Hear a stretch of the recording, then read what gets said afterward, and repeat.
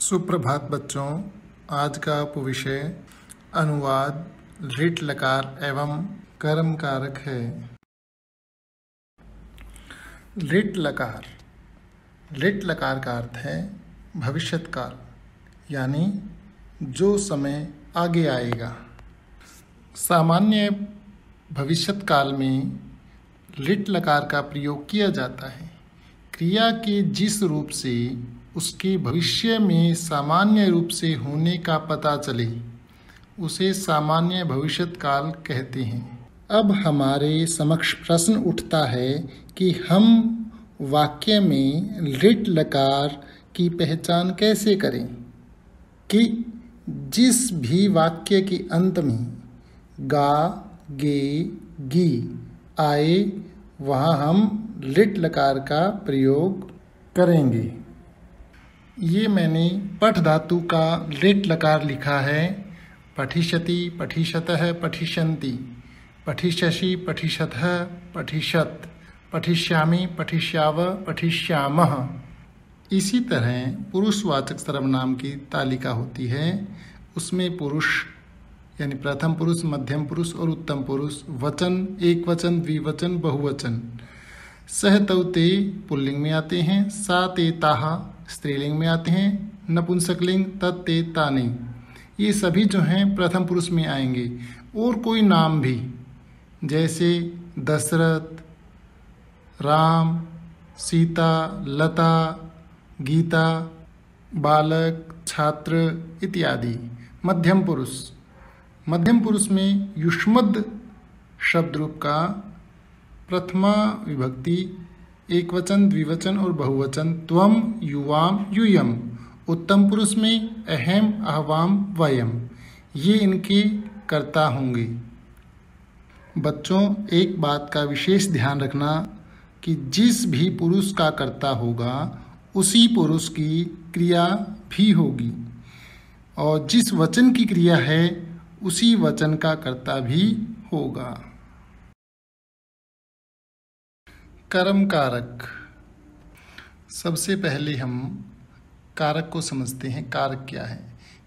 कारक का अर्थ होता है किसी कार्य को करने वाला, यानी जो भी क्रिया को करने में अहम भूमिका निभाता है वह कारक कहलाता है। कर्ता कारक, जो वाक्य में कार्य को करता है वह कर्ता कहलाता है। कर्ता वाक्य का वह रूप होता है जिसमें कार्य को करने वाले का पता चलता है। कर्ता कारक का विभक्ति चिन्ह ने होता है। कर्म कारक, कर्ता क्रिया द्वारा जिसको सर्वाधिक चाहता है या सर्वाधिक प्राप्त करने की इच्छा रखता है उसे कर्म कहते हैं। कर्म कारक का विभक्ति चिन्ह को होता है। बच्चों, एक बात का विशेष ध्यान रखना, जब हमें वाक्य में कर्ता और कर्म को पहचानने का ज्ञान नहीं होता उस स्थिति में हमें वाक्य में से कर्ता निकालना है तो हम क्रिया के साथ कौन शब्द लगाकर प्रश्न करेंगे तो कर्ता निकल आएगा, और कर्म निकालना है तो कर्ता के साथ किस या क्या शब्द लगाकर प्रश्न करेंगे तो वाक्य में कर्म का भी हमें पता लग जाएगा। उदाहरण स्वरूप, सीता संस्कृत बोलेगी। इस वाक्य में हमें कर्ता और कर्म निकालना है तो हम प्रश्न करते हैं क्रिया के साथ कर्ता निकालने के लिए, कौन बोलेगी? उत्तर आएगा सीता। अब कर्म निकालना है तो हम प्रश्न करेंगे सीता के साथ, सीता क्या बोलेगी? सीता संस्कृत बोलेगी। इस तरह से हमारा कर्म भी निकल जाएगा और कर्ता के अनुसार ही क्रिया आती है। कर्ता सीता है, प्रथम पुरुष में है, स्त्रीलिंग है, तो प्रथम पुरुष के एक वचन में क्रिया आएगी वदिष्यति। वद धातु है और ऋट लकार का प्रयोग करना है तो वदिष्यति। संस्कृत में सीता को क्या कहेंगे? सीता, क्योंकि आकारांत है। संस्कृत जो है, अब यहाँ कर्म है तो कर्म क्या है? द्वितीय विभक्ति, तो सीता संस्कृतम बोलेगी वदिष्यति। वह पुस्तक पढ़ेगा। पुस्तक कौन पढ़ेगा? वह पढ़ेगा, वह क्या पढ़ेगा, वह पुस्तक पढ़ेगा। तो इसमें वह जो है कर्ता है और पुस्तक जो है कर्म है, और कर्ता के अनुसार ही क्रिया आएगी। तो वह को संस्कृत में सह, और पुस्तक को जो अब कर्म है तो पुस्तकम। पुस्तक शब्द जो है वो नपुंसक लिंग है। पुस्तकम, पुस्तके, पुस्तकानि। तो सह पुस्तकम पढ़ने वाला जो है वो प्रथम पुरुष का पुल्लिंग है और एक वचन है, तो क्रिया भी प्रथम पुरुष के एक वचन में आएगी। पठिष्यति, वह फल खाएगी। सा फलम खादिष्यति। अब सा कैसे पता लगा कि वह तो पुल्लिंग में भी आता है, स्त्रीलिंग में भी आता है, नपुंसक लिंग में भी आता है, क्योंकि क्रिया से पता लग रहा है कि वह जो है खाएगी। खाने वाली कौन है? वह है, कोई स्त्री है, तो वह स्त्रीवाचक शब्द है। तो वह सा फलम, फल जो है नपुंसक लिंग है, तो सा फलम खादिष्यति। मैं पाठ पढ़ूंगा।